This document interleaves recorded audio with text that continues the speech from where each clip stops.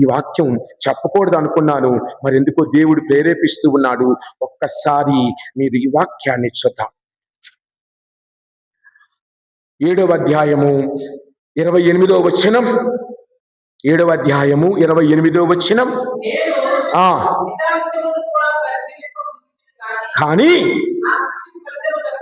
అన్నీ పరీక్షించాను కానీ నా కృషికి ఫలితం దక్కలేదు. కానీ చివరికి ఒకటి తెలిసింది. ఏంటి? 1000 మంది పురుషులలో 1000 మంది పురుషుల్లో ఒక్కడినైనా మనం సన్మానించుకోవచ్చట. కానీ 1000 మంది ఆడవారిలో ఒక్క మంచి ఆవిడ కూడా ఉండదట.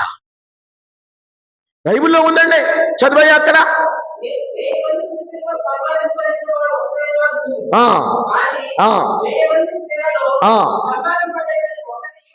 ఒక్కటియూ ఉండదు. నా మాటలే కాదమ్మా,